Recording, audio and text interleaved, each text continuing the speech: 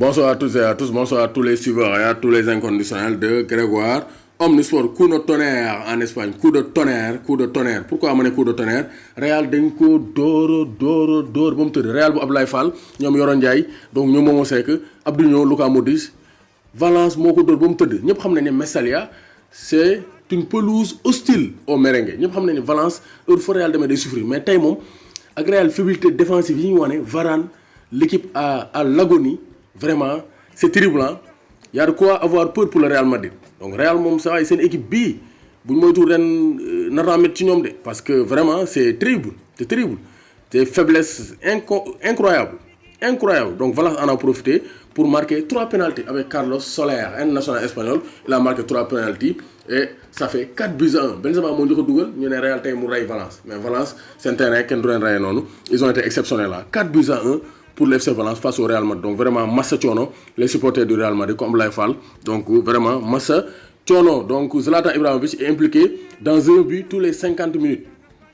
8 buts et une passe décisive, ça fait 9 implications en 450 minutes. 9 x 5, 45. Donc ça fait 450 minutes. Donc Zlatan Ibrahimovic, c'est le meilleur buteur du championnat italien. Il a reçu son trophée de meilleur joueur du mois de septembre. Donc mois de septembre, mon est le meilleur joueur. Djohnenko.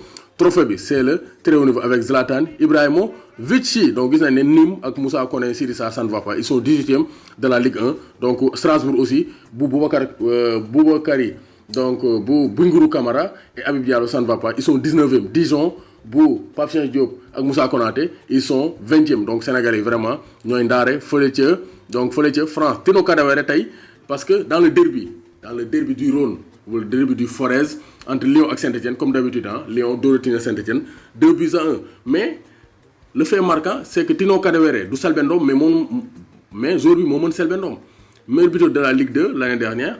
Donc Tino Kadewere, vraiment, il a réalisé une sensation. Parce que Tay Souba Denko, Téléfoot Denko, interviewé. Mouné, dama Gint Dougal Nyari Bui, Tay Souba le Korde. Tay, nous devons remplacer en 57e minute de jeu.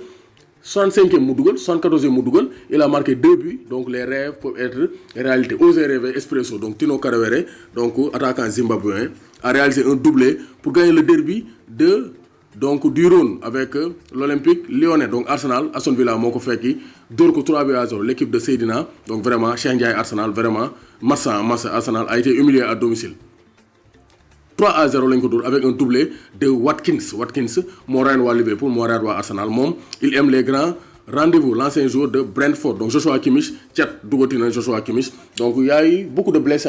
Il y a beaucoup de blessés depuis la reprise parce que aussi enchaînement match dafa metti.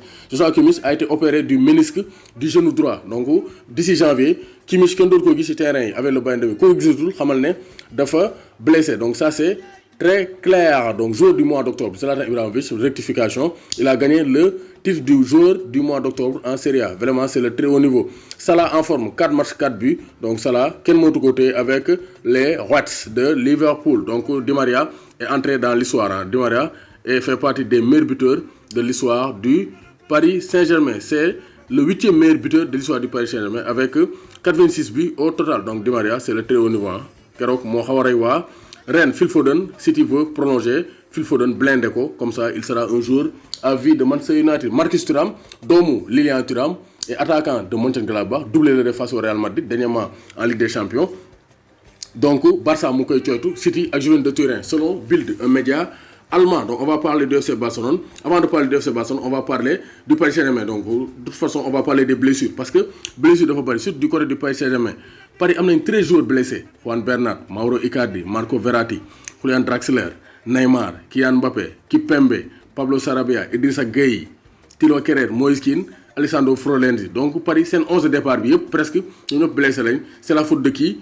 En tout cas, préparateur physique, on a un parce que vraiment, c'est terrible. Hein, c'est terrible. Parce que vraiment, blessure barina au Paris Saint-Germain. Donc, préparateur physique, war nañ ko mëna xolaat. Donc, mauvaise nouvelle pour le FC Barcelone. Ansu Fati aussi, chat top nako. Il est blessé, ménisque, comme li dal.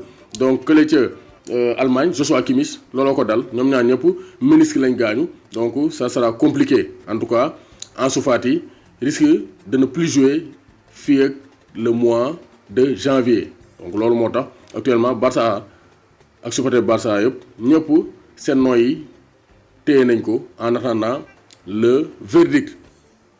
Une fois l'opération terminée, un nouveau communiqué indiquera la durée du jeune Kantero, durée indisponibilité parce que comme opéré guñ ko suba lañ koy opéré ci altine bi nañ xam durée indisponibilité bi mais li dal Kimmich moo ko dal te Kimmich ci boppam day xaar fii ak mois de janvier donc y a de fortes chances Barça ñàkk Ansu Fati d'ici le mois de janvier. Marco Asensio moo ko remplacé avec la blessure de Ansu Fati. Asensio remplacé na ko du côté de la sélection espagnole.